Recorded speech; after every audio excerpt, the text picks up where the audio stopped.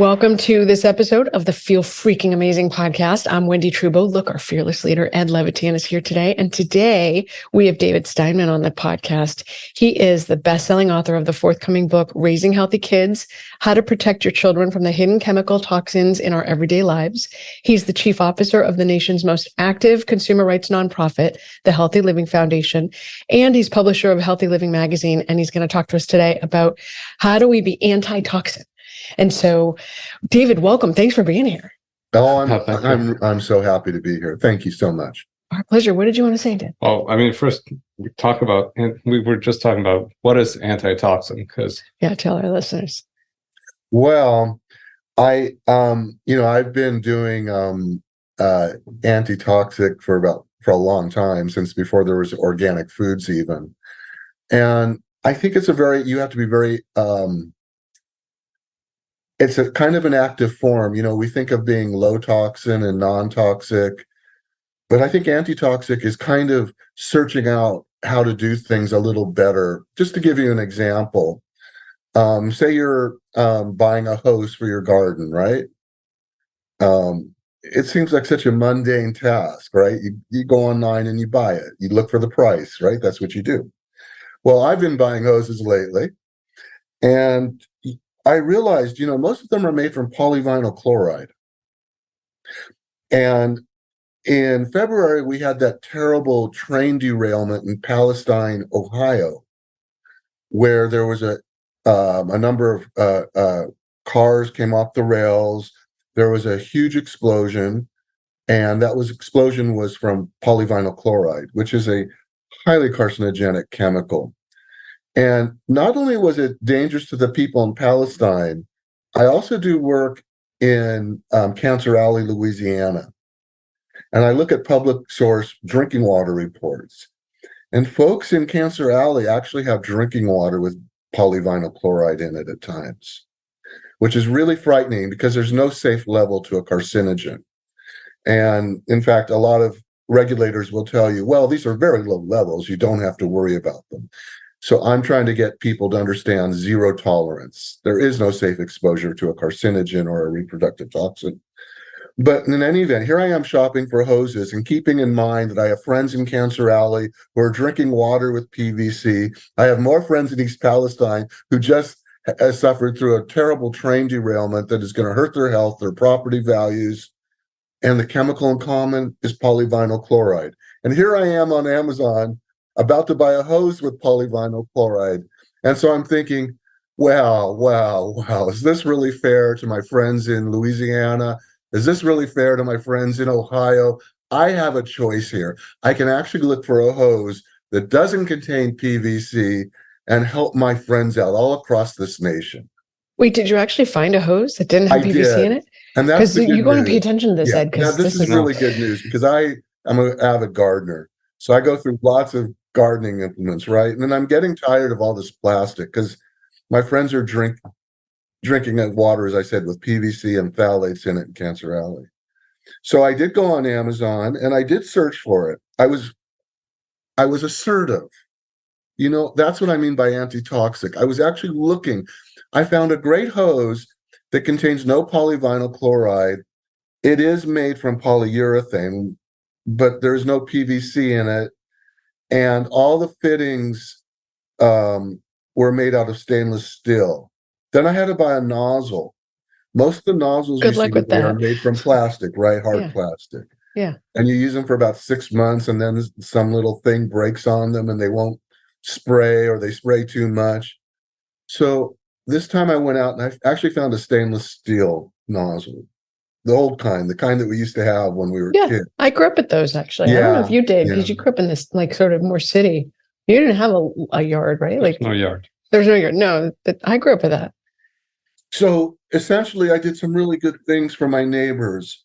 I bought a hose without PVC. I cut down on our use of PVC, and I cut down on our use of plastic totally just by buying a sprayer that was made out of stainless steel to last longer. That's antitoxic. I never thought about that, Ed, but you think about it, we spray this on our vegetables and it's all rubber and it's all plastic. Yep.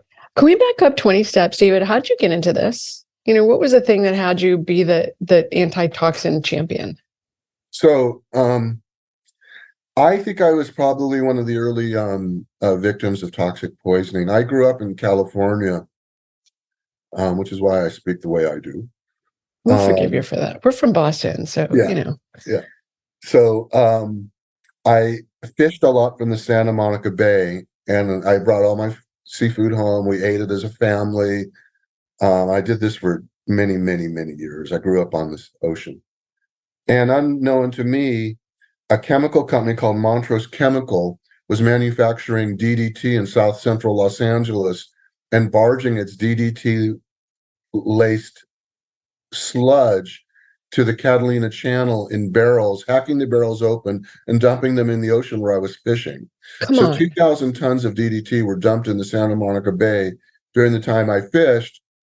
And I was building up all this chemical. And we weren't told about this, but this was kept secret. No, these are exposés that come out. This is crazy. When I was an investigative reporter,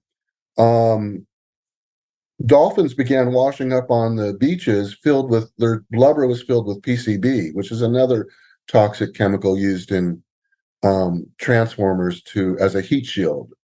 And the dolphins were dying, and I was an investigative reporter. But instead of reporting on the dolphins, I organized a study with a friend of mine who was a physician, a marine biologist, and a toxicologist at USC. And we went to all the fishing piers and boats along the Santa Monica Bay and asked people if they would do a seafood consumption survey and if we could draw their blood and measure their level of pesticide and PCB. And this was at a time when no one was being told anything. This was in the 80s. We weren't being told anything. As it turned out, we got about 35 people to participate. And the people who are eating the most fish from the locally caught waters had much higher levels of DDT and PCB in their bloodstream than people who were not eating the locally caught fish or who weren't eating seafood at all. So Congressman Henry Waxman asked us to testify. Tom Hayden asked us to testify, the late Tom Hayden. And we did a joint congressional state hearing. The Santa Monica Bay got designated a Superfund site. An oversight group called Heal the Bay was formed, and warnings were posted to tell people that the fish had a lot of PCB and DDT in them. And if you're pregnant or just don't have cancer, don't eat these fish. One of the people we interviewed was really touching. He was a Japanese American man, a postal carrier, and he was fishing on the Venice Pier. And I remember this really clearly. His wife was there too. He had a bucket filled with croakers, which were the most contaminated fish. And we asked if he could take his blood. He was very soft-spoken. He said, sure, take it. We did. He had really high levels of DDT. We found that out later. But while we were taking his blood, he said, I'm dying of cancer. And we looked at all the fish and we saw the results. He had liver cancer. And it was very touching. And it just kind of shows you the results are there. You have to be really careful about your exposures. That's how I was one of the people who I got my own blood measured, and I had really high levels of DDT, and I was like barely 30 years old. Did you have any clinical symptoms? I mean, did you say, oh, this explains my fill in the blank, whatever it is? Did you have experiences where you weren't well? I don't think I had physical symptoms in terms of neurology. But I do think these chemicals do influence us, everyone. When I was writing my new book, Raising Healthy Kids, I did a chapter called The Joy of Gender. And I did. You're talking about frogs in California who are changing genders? From the pesticides. In nature, we tend to think of things in terms of polarities, but in nature, there are really spectrums. And as human beings, there are really spectrums. And our brain is not a monolith, it's more like a mosaic. And I was trying to help parents understand, why is there so much gender fluidity today? Why are things changing in society so much? And everyone kind of looks at it superficially, but I like to look at it biologically. or neurobiologically. And many of the chemicals that we're being exposed to, whether we're adults in our 50s or 60s or kids, are estrogenic in nature. They're called endocrine disruptors. And they actually in the body imitate the hormone estrogen, and they can lock into the same cell receptors on our reproductive tissues or other even tissues. tighter. They bind even tighter to your receptors than your normal hormones do. Yeah. It's like a double dose, a whammy. Yeah, it's and crazy. they're persistent. They don't break down. No. Also, they're like viruses because they change the expression of our genes. They're not exactly estrogen. And our sex hormones are metabolized in different pathways. For example, estrogen can be metabolized in the body to a very non-toxic form called estriol, or it can be metabolized into another highly toxic persistent form called estradiol. And when we get exposed to these xenoestrogens, it changes the expression so we can produce more of the toxic estrogen. Some chemicals like phthalates block the action of testosterone. And so they interfere with our endocrine system differently. So you're asking me whether I was influenced by my exposures to DDT, and I would say yes, but so was everyone else. So we probably aren't noticing it. But the big thing I'm trying to get across to parents or grandparents, why are your kids, so gender fluid? Why aren't they so concerned anymore about these, castigating people who might seem different in their orientation or identity? Well, our generation, our Gen Z and Gen X, have completely chemical genes now. People like me, my dad was born before the World War II. His genes were less impacted by chemicals. This mainly happened after World War II. But I was definitely impacted by chemicals. So, I don't feel like I the ideal representative of the Marlboro man or the Don Draper in society anymore. So if you're asking me how it's affected me, I think it has. I just think it's probably had a feminizing effect on everyone slightly, because I think most of these chemicals that we're being exposed to tend to change the balance more toward estrogen than testosterone. So I think it's affected all of us in our society. So I have been impacted. I am one of the impacted. I stopped eating all the contaminated seafood. And I wrote about this in Diet for a Poisoned Planet, my first book, to show you which seafood was safe. And is that before they were found to all have plastics or after? Yeah. Well, understanding that. That's a long story about how I got involved in this, but it was because I got poisoned. I was just saying, you weren't on our call. We have this program we're running called Feel Freaking Amazing. It's an 8-week program. And one of the male participants said he started this product called Estrabal Complete, which is designed to help you move the endocrine disruptors and move your estrogen out of your body when you're done with it, rather than recycling it or storing it. And he said to me, I don't really have man boobs, but I feel like my man boobs are a little bit smaller since starting this. He's like, I'm not going to stop taking it because I don't want man boobs. I was like, oh my God, he's a really funny guy. But it's amazing what happens, especially for men, that breasts are not supposed to be part of your lexicon, but a lot of men have breasts now. And that's the impact of these forever chemicals and these endocrine disruptors. That's so interesting, Wendy. My editor at Good Men Project, I never knew this, but he suffered male breast cancer. And this is, it's something where we have to be aware of this, that men can be impacted by breast carcinogens too. Let's drill into this, David, because this is our sweet spot. This is your sweet spot. So when people are listening, and I think let's set the stage. If you live on the earth, you're getting poisoned. So you're getting poisoned, but how would you know, okay, that's impacting me? What are there signs and symptoms that people can look for aside from man boobs on men that are going to be things that bother them? What are the things that you tend to tell people look out for? Well, brain fog, and I think premature aging and fatigue are signs of chemical overload. The more serious signs are things we're trying to prevent. I can't tell you, how many cancers are occurring where I visit places like Cancer Alley, and that's too late. That's too late. You can all, it's. I'm not saying it's too late, because I don't want to take away hope from anyone. Also, this is a really manageable issue: chemical exposure. Don't throw up your hands and give up. It's very manageable. And in my new book, Raising Healthy Kids, whether you're a grandparent or parent, I tell you how to manage the situation for you and your loved ones and reduce your exposures. But kidney disease, liver malfunction.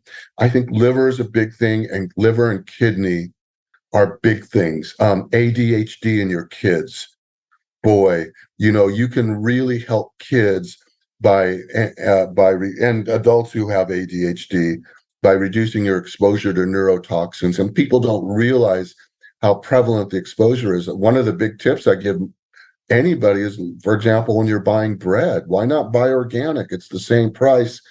Every slice of bread my nonprofit has ever analyzed for pesticides contains nerve toxins, whether it's malathion, chlorpyrifos, or other organophosphates. So you can do something really simple, just buy organic bread, and you'll reduce your exposure. When you reduce your exposure to nerve toxins, you will feel it mentally very quickly. Our RNA picks up environmental changes in the snap of a finger, and it transmits those to DNA. And the more positive messages the environment gives our RNA, the happier our DNA and our genes will be. Mm-hmm. So I think, yeah, I would say also all those vague symptoms that you go to the doctor for, that the doctor says, oh, you're just getting older. Yeah. Those are the symptoms of environmental toxicity, right? Like you mentioned the brain fog, memory loss, fatigue, sleep dysfunction, gut issues, female issues. I know so many people who are having fertility challenges now. I can't even, and male fertility is decreasing at a rate of 1 to 3% per year. So it's rife. And then the autoimmune cancer degenerative. So it's basically, if you're going to the doctor for something that's not strep throat or an ear infection, or what am I missing? A mechanical issue, like pregnancy is a mechanical issue. It's going to be solved by time and moving that fetus. I thought it was a parasite issue. Yeah, it is a kind of a parasite. Then they turn into parasites when they take all your money. So I guess when you go big picture, anything that you're going to the doctor for that's not straight up mechanical or straight up infectious is really in the purview of environmental toxins. So how do we protect our kids? What's a girl to do? How do we? Obviously, eating organic grains is even those can be contaminated with glyphosate. I mean, all the legumes are contaminated. They're sprayed. Yeah. Okay. Don't get me going. So I took a 360-degree view, whether it's for yourself or for your kids. And you're right, the diet is hugely important. And one of the myths I want to bust is that organic foods have to be more expensive. That's one of the big impediments to people buying organic. They think it's more expensive, or they may think it's a fraud.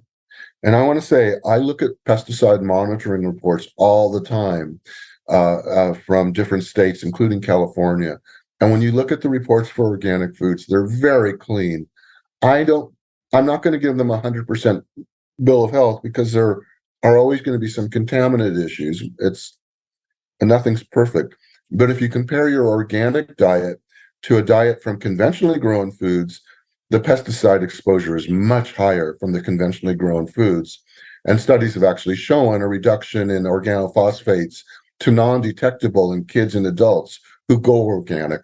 About 2/3 of your diet should be organic to get those big, significant reductions. So I do talk a lot about food. And the other thing about it is, as I said, it's a myth that organic is more expensive. Say, for example, your kids love strawberries, right? Or you love strawberries.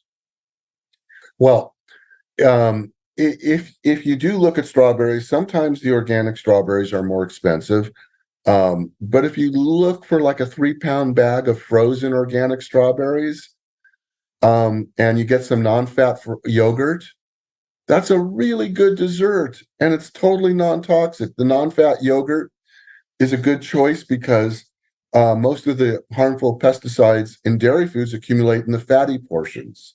So non-fat dairy foods are much safer. If you do organic non-fat yogurt, that's the best, because then you avoid antibiotics that can also have an effect on your microbiome and cause resistant organisms that are resistant to antibiotics. And organic yogurt is about the same price as non-organic yogurt. So you can buy celery, potatoes, carrots, lettuce, bread, all the staples for about the same price now as conventionally grown foods. But So I think it's more than that, part of the David. big story. I think it's more than that, because it's really, when you look at the I'll call it the tidal wave of disease that we are dealing with as a country and a world, they all link back to what we're eating, what we're putting in our bodies, how we're living. And you're either going to pay a little bit more for food that is going to keep you healthy, or when you get sick, you're going to pay more to try to get back to baseline, or for medications that will mask the symptoms. So it feels like it's not, it's not only, it might be more expensive, but what you're preventing is so much more expensive. You're preventing something even worse. Oh, absolutely. Absolutely. I'm just saying that if for people who are on a budget, they don't always have the long-term view. They just say, I have to save, I got to watch my dollars. And so, you're right, though. At times, when organic may be more expensive, maybe 50 cents more for something, for a bag of apples. But you know what?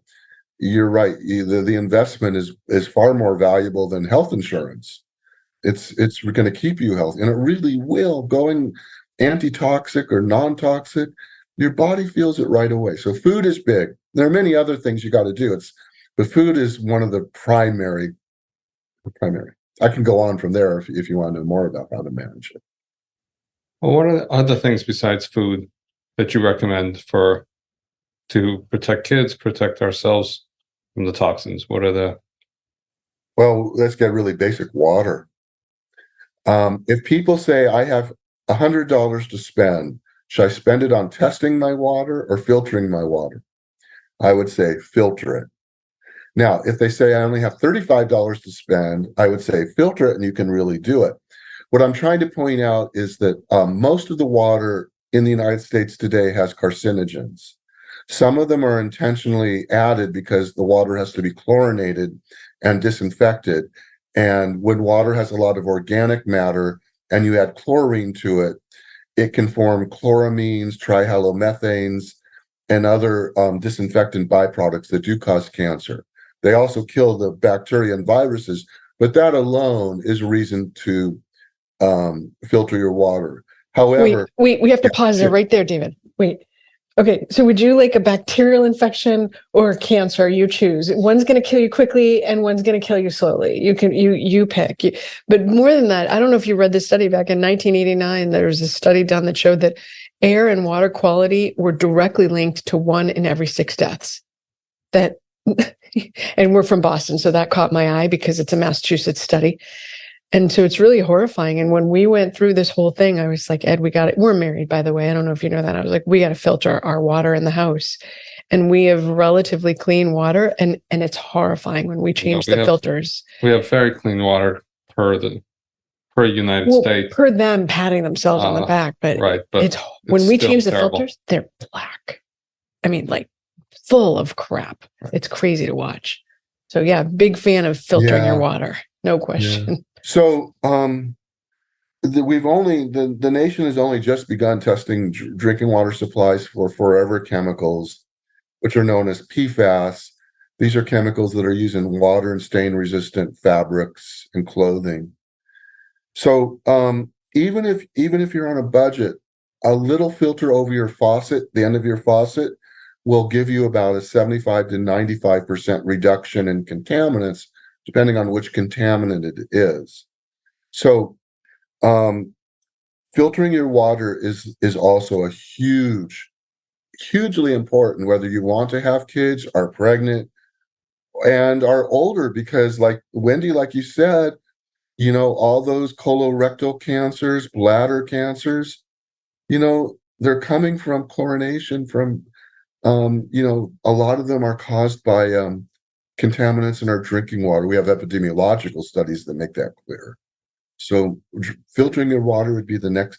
Food, water, we're really being basic here. And these are not expensive things to do. You can do these things on any budget. That's what I want people to know. Don't think you can't do this. We have to work on, the laws, but we have to be healthy to work on those laws. So Do you recommend people filter their air? Yeah. So here's something really interesting. Next week, to give us a little time thing. Next week, I'm going down to Louisiana, and I'm meeting with two other nonprofit groups. We're meeting with folks at the Fifth Ward Elementary School in Reserve, Louisiana, which is the heart of Cancer Alley. The school is 1,500 feet from the Danka plastic plant, which has been violating EPA regulatory rules on air quality for years with carcinogens like hexachlorocyclopentadine and just other really noxious chemicals. The kids are breathing these. The reason we're going down to the school next week is my nonprofit and Earth Friendly Products and Concerned Citizens of St. John the Baptist Parish are all contributing air filters to every classroom there to help the kids. And we're also going to be putting clean from Earth Friendly Products as well, green cleaning products in the classrooms. And we're going to have a little symposium, I think, in January to help the kids protect themselves. So you're asking about air and air filters. That's hugely important to your breathing, to, dust in our homes is like the forensic archive of everything in our lives.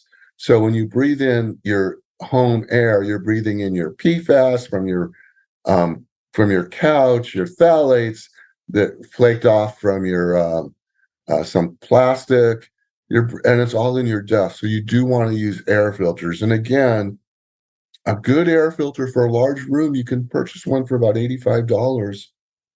So we're really taking care of our health, and it's less than the cost of one month of health insurance. Way less. I mean, health insurance is crazy expensive. So can you direct people to some specific brands that you really like that you say, oh, do this one or do that one for filtering your air? I don't have specific brands for air filters, but I do have a type. The ones that have been studied a lot are called high efficiency particle air filters, or HEPA filters. And there are other kinds that have been studied as well, but I do know the studies on HEPA filters, and they're very positive. They show that when, for example, the children of women who have filtered air actually have higher IQs than the children of women who don't have filtered air. And that's because chemicals like polyaromatic hydrocarbons actually affect mental acuity and can be transmitted during pregnancy to the child. So, these HEPA filters really do work well. That's the type I would recommend. Can any company put HEPA on their filter if it's not filter? If they put HEPA, is it really a HEPA filter? This is a basic question, but I think about that. There's a certain micron that they have to filter. There is. There's definitely legalities to that. So you can't just say all natural and have it. You know what I mean? You get greenwashed on the packaging and it's all natural. It's not really, but they can't say HEPA without it being HEPA. Okay, I'm happy with that. Okay, so eat well, filter your water, filter your air, obviously get enough sleep. Well, you also said using green products and just not adding to the toxic load with chemicals that you spray on for cleaning. Green. Then a third area. Now we're looking inside our home. So what can we do to make our home safer? We've got an air filter. Green cleaning products. There are not very many good green cleaning product brands. A lot of them are kind of fake, and I really worry about that. Just to give you an example, seventh generation I looked at their laundry detergent, and they're using what is called an ethoxylated alcohol. That's a chemical like sodium lauryl sulfate. And you can recognize these chemicals because they have ETH in their name. And that means they were ethoxylated or had oxygen added to them by using ethylene oxide, which is highly carcinogenic. And you have these EO plants all over the country that are emitting EO fumes. So again, I don't like seventh generation laundry detergent.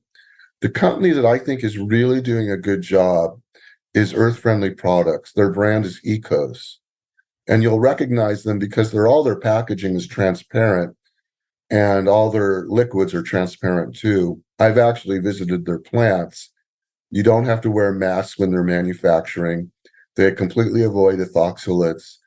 So in terms of green cleaning products, Earth Friendly Products is really good. And you want to put them in your home because if you don't, cleaning products will emit a lot of chemicals into your air too, like solvents, like butylcellulose and quaternium compounds that can impact your health and fertility. So definitely look on the label. And if they contain ethoxylates, you don't want to buy it. But the brand that we've tested and I do like is Ecos or Earth Friendly Products. That's great. Yeah, that is great. I also usually recommend, how do you feel about Environmental Working Group?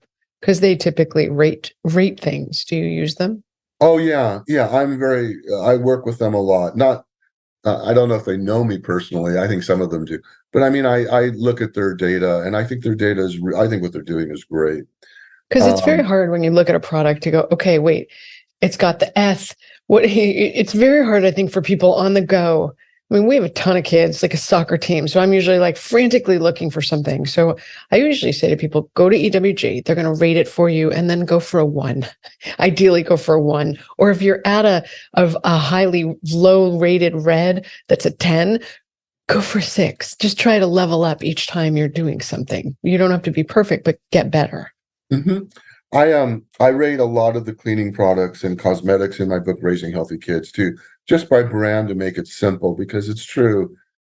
I try to make label reading as easy as possible, and I think it's important. But there are some brands that you can trust, and I try to, in the book, Raising Healthy Kids, I do share those. Yeah, I mean, it does boil down. People say to me, what do you use? And I use Beauty Contour, I use Purity Woods, and I use Mineral Fusions, and that's it, right? Those are the 3 products that go on my face and my makeup. So I think you're right that there are very limited numbers of things that you can just blanket trust. Okay. I was going to ask something and I totally forgot. Well, where can people find your work? I mean, when is your book coming out? How can they find you? Where can they get the resources? So Raising Healthy Kids is out in January with Skyhorse Publishing, and you can put Raising Healthy Kids, my name, David Steinman, in any search engine, and it'll come up and you can get an advanced copy. I wrote Diet for a Poison Planet, which is a great book on detox and living healthy. And I think it's a really good read too. The Safe Shopper's Bible. And my website is davidsteinman.us. The magazine is healthylivingmagazine.us. On Instagram, I'm David Steinman _author. And on X, formerly known as Twitter, I'm by David Steinman. So those are places where people can connect. I try to do a daily antitoxic tip so that every day there's a little bit of knowledge being spread. Because I think, just to give you some perspective, we didn't even have an antitoxic movement until Rachel Carson wrote Silent Spring in 1962. We didn't even have the vocabulary to be antitoxic. The whole environmental movement then was about saving mountains, saving rivers, stopping dams. It wasn't about parts per billion or parts per million or 1,4-dioxane or endocrine disruptors. So what we've done with this movement in half a century is incredible. We didn't even have the words to be what we are today. And I'm so excited because we're really building something. It's youth. who are moving it. When I talk to kids, teenagers, and kids in their 20s, they get what I'm saying right away. But no matter what your age, we've got to have the vocabulary to be antitoxic because it's about our health. It is. That's great. All right. We'll make sure all of the ways people can reach out to you are in the links. So if you missed it, it's in the link. Don't worry, it's in the show notes. And David, this is amazing. This is what everyone needs to hear. So thank you for being here. And for the listeners, thanks for listening to another episode of the Feel Freaking Amazing podcast. And David, we can't wait to see the book when it comes out. And it's just fantastic. So thank you for being here. Thank you all. This was a great interview, and I really appreciate the opportunity. Great. Thank you. Thank you.